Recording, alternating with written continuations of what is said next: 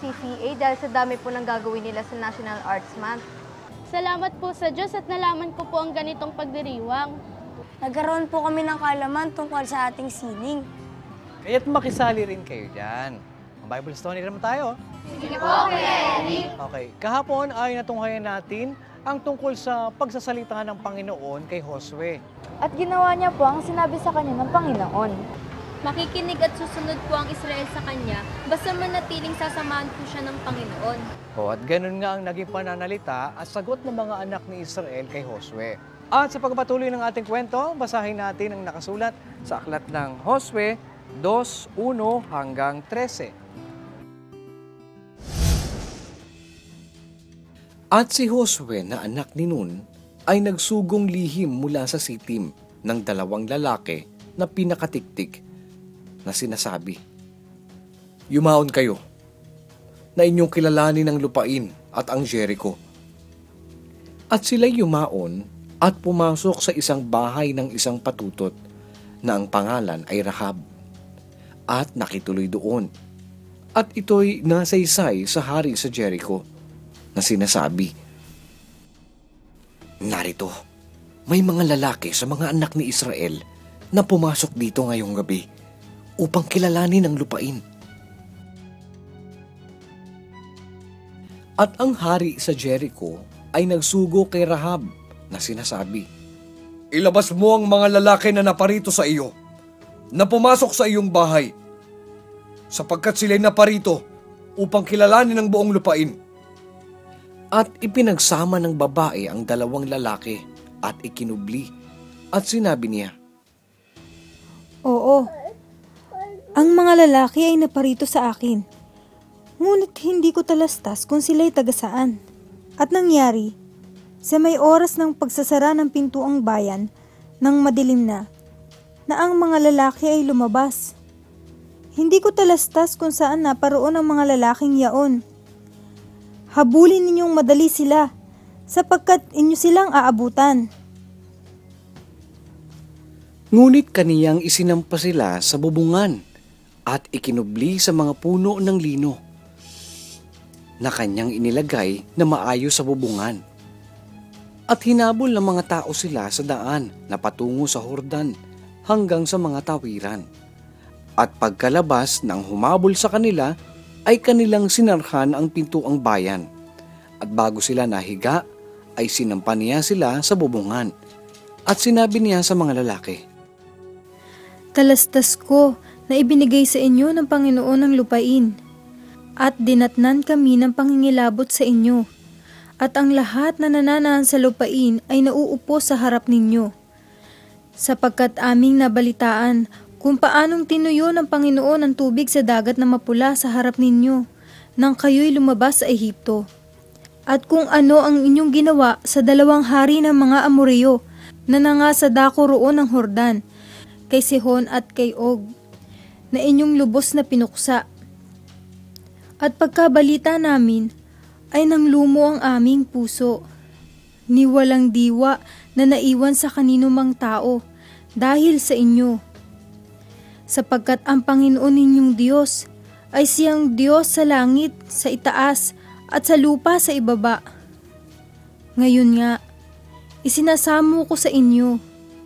Sumumpa kayo sa akin sa pangalan ng Panginoon, na kung paanong ako'y nagmagandang loob sa inyo, ay magmamagandang loob naman kayo sa sangbahayan ng aking magulang, at bibigyan ninyo ako ng tunay na tanda, at inyong ililigtas na buhay ang aking ama, at ang aking ina, at ang aking mga kapatid na lalaki at babae, at ang lahat nilang tinatangkilik, at inyong ililigtas ang aming mga buhay sa kamatayan.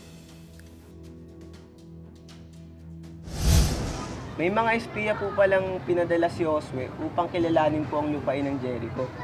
At noong hanapin po sila ng mga lingkod ng hari, dahil nalaman po na nandun sila, ay itinago po sila ni Rahab.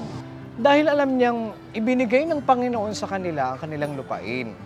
At bukas, God willing, atin namang matutunghayan ang naging tugon ng mga espiya ni Josue kay Rahab. Ang pagdiriwang ng National Arts Month ay isang paraan para makilala ang pagkahilig ng ating mga kababayan sa sining. Dito na ipapakita ang talento nating mga Pilipino. At kung tayo man ay may talento, gaya ng pagguhit at pagpinta, dapat lang na gamitin natin ito sa mabuti. Dahil yun ang iniutos ng Diyos sa paglikha niya sa atin. Basahin natin ang nakasulat sa Aklat ng Efeso sa 2 at 10. Sapagkat tayo'y kanyang gawa na nilalang kay Kristo Jesus para sa mabubuting gawa na mga inihanda ng Diyos ng una upang siya nating lakaran. Mga bata, may idea ba kayo tungkol sa history o kasaysayan ng sining sa ating bansa? Ang naging impluwensya ng ibang bansa sa ating sining. Yan ang aalamin natin bukas kung lolobi ng Diyos. Abangan nyo yan, ha?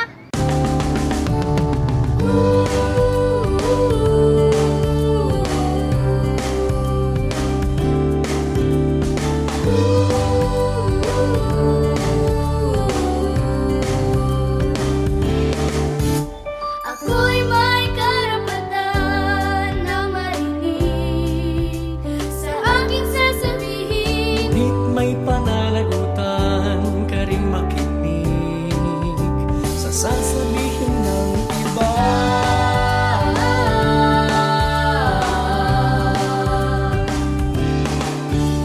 Ako'y may karapatan sa edukasyon upang maglumaking Pero dapat naman na ika'y magsikap sa iyong pag-aaral.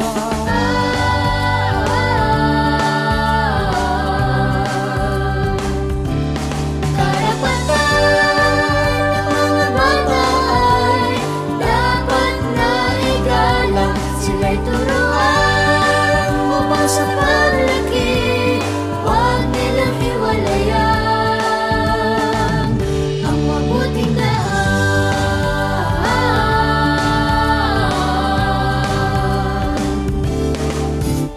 Ako'y may karapatan mabuhay at maglaro sa malinis na paligid. Kaya naman dapat lang na ika'y tumulong na ingatan ng kapaligiran.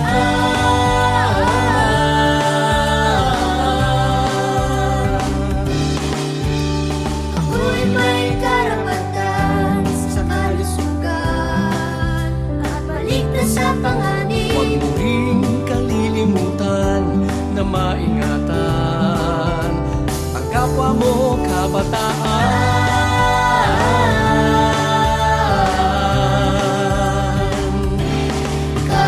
Karapatan ng mga bata ay dapat na igalang. Sila'y turuan upang sa paglaki huwag nilang hiwalayan ang mabuting daan. Pagmamahal at paggalang sa kapwa'y tungkulin natin. Kahit bata ka man, kahit bata ka man. Karapatan ng mga bata ay dapat na igalang. Sila'y turuan upang sa paglaki huwag nilang hiwalayan. Karapatan ng mga bata ay dapat na igalang. Sila'y turuan upang sa paglaki huwag nilang hiwalayan ang mabuting daan. Ang mabuting daan.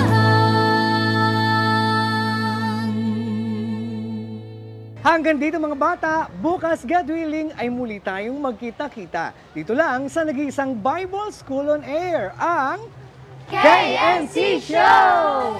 KNC Show, we'll teach us while we grow. Sa tulong ng ating Diyos Ama, isipan ay magliliwanag. The KNC Show, we'll teach us while we grow. Sa tulong ng ating Diyos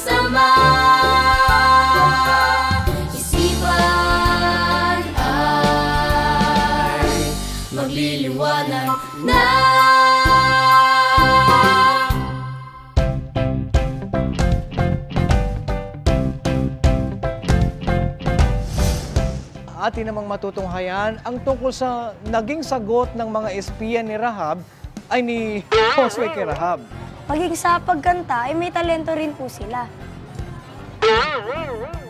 Kuya Eric, ano po bang ginagawa tuwing National Art Month? Okay, malalaman natin ang activity sa ginagawa sa National Arts Month at aalamin natin ang